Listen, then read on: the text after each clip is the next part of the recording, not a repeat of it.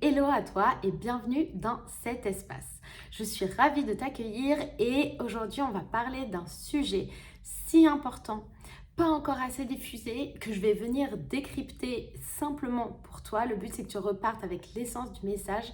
Aujourd'hui on va venir parler du sucre. Pourquoi le sucre? C'est un sujet de santé majeur. On est au-delà du bien-être. Il y a le bien-être, la santé et vraiment le sucre, c'est un baromètre ultra important pour lui. Le sucre est vraiment quelque chose qui va venir régir comment tu te sens vraiment intérieurement et qui va vraiment aussi avoir un impact sur ton corps physique dans les symptômes, les maladies, on va y rentrer. Et donc du coup, connaître quels sont les impacts du sucre, savoir de quoi on parle exactement, est-ce que c'est important de le limiter, est-ce qu'il faut l'éliminer, comment, pourquoi, etc. C'est vraiment un enjeu de santé majeur et qui peut être simplement par ce levier concrètement changer ta vie. Qu'est-ce qui se passe? Pourquoi le sucre, j'en fais toute une affaire? Le sucre, je me suis fait une petite liste parce que vraiment, ce que je te raconte là, c'est pas une vision juste naturopathique. C'est naturopathique, diététique, scientifique. Il y a des tonnes et des tonnes et des tonnes d'études qui ont été faites là-dessus, notamment quand on a découvert l'impact du sucre dans tout ce qui était cancer, quelles étaient les répercussions, quels étaient les impacts que le sucre pouvait avoir sur la création du cancer ou sur son développement, etc. Il y a des milliers d'études scientifiques. Si tu as besoin, je peux te référer sur plein d'entre elles.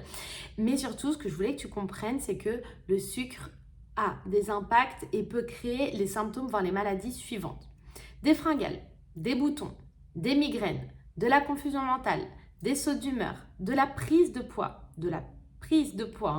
des somnolences, tout ce qui va être lié au problème d'infertilité chez la femme et chez l'homme, tout ce qui va être par exemple syndrome des ovaires polykystiques, SOPK chez les femmes, le diabète de type 2 évidemment, l'astéatose hépatique, donc vraiment c'est ce qu'on peut appeler aussi le foie gras, non alcoolique, et les maladies cardiaques. Et encore, j'en passe. Concrètement, on a oublié, tu vois, même dans ces symptômes, je te l'ai pas mis, mais la fatigue aussi. La fatigue est fortement liée au stress, est fortement liée au sucre. Ça, c'est ultra important de le comprendre. Et vraiment, je t'encourage à écouter cette vidéo et à réécouter si tu en as besoin parce que ça, c'est très important à comprendre. Le sucre est un baromètre qu'il faut absolument maîtriser dans sa vie sur lequel il faut reprendre du pouvoir.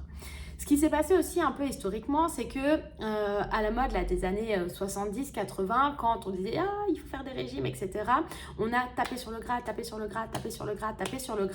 et on a beaucoup tourné la vision de l'alimentation sur la diététique pure en termes de calories. Donc concrètement, ce qu'on a dit et ce qui a été infusé et ce qui est encore engrammé dans la connaissance d'aujourd'hui, c'est que en fait c'était ok de boire un soda, c'était ok de manger du McDo à partir du moment où sur la totalité de ta journée, tu dépassais pas tant de calories qui étaient bons pour toi. C'est extrêmement réducteur. L'alimentation, c'est bien plus important que ça. Et moi, par exemple, dans mon approche, jamais je vais parler de calories. Jamais, c'est pas que je vais jamais en parler, mais c'est que je vais jamais amener à compter les calories. Ok. À partir du moment où tu sais te relier à ton corps, à partir du moment où tu comprends les aliments et à partir du moment où tu comprends ton corps et que tu te relies à lui, en fait, tu sors de cette injonction quelque part de compter les calories parce qu'en fait, tu vas te rendre compte que c'est beaucoup plus simple de faire ça. Attention, je ne dis pas que la diététique en tant que telle, c'est faux et ce qu'elle amène, c'est faux. C'est vrai que dépendant de qui tu es, de ta constitution, etc., tu as un nombre de calories idéal à respecter par jour et que du coup, dans ces calories, tu répartis les macronutriments différemment, donc les glucides, les protéines, les lipides. Et ça, on va en parler bien évidemment. Mais ce que je veux dire, c'est que si tu focalises ton attention uniquement sur les calories sans faire attention à la qualité nutritionnelle de ce que tu mets dedans, ça ne fonctionne pas. Parce que si tu suis le raisonnement jusqu'au bout, on va te dire, tu peux manger des yaourts pasteurisés, tu peux boire des sodas, tu peux manger du McDo, tu peux manger des viandes, tu peux manger tout ça. Sans te préoccuper de la qualité, à partir du moment où tu respectes les calories, tu perdras du poids, par exemple. C'est faux. Peut-être que ça va être vrai momentanément, peut-être que tu vas perdre du poids, effectivement. Par contre, derrière, tu vas déclencher tout un autre tas de symptômes. Tu vas avoir un état de bien-être, j'ai envie de dire même tu as un état de mal-être qui va se développer. Donc, le sucre, très important de le comprendre. Pour faire très simple, quand on parle de sucre, il est essentiel à la vie. Donc, en fait, ce qu'on veut, c'est pas supprimer tout le sucre qui va exister. On ne veut pas supprimer tout le sucre.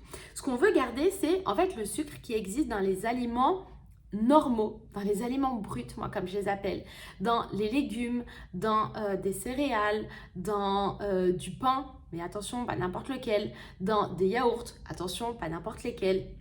Vraiment l'idée de ce que tu vas chercher à limiter, éliminer quasiment ou au moins limiter dans ton quotidien, ça va être tout ce qui va être transformé et raffiné. Et c'est là où c'est très insidieux parce que quand on pense sucre, je sais que la première chose à laquelle tu as pensé, ça va être les sodas, les sucreries, les bonbons, ce genre de choses. Mais en fait, c'est même pas suffisant. C'est-à-dire que dans les pâtes, tu as du sucre, dans les riz, tu as du sucre, dans le pain, tu as du sucre, dans toutes ces choses-là, tu vas avoir du sucre. Et le sucre insidieux, et c'est ça qu'il faut bien comprendre, il ne se cache pas que dans les aliments à la saveur sucrée. Ça va bien plus loin. Donc, ce que nous, on va chercher à faire pour vraiment avoir quelque chose d'harmonieux, c'est éliminer tous les sucres qui sont en dehors de ces fameuses sources dont on a besoin.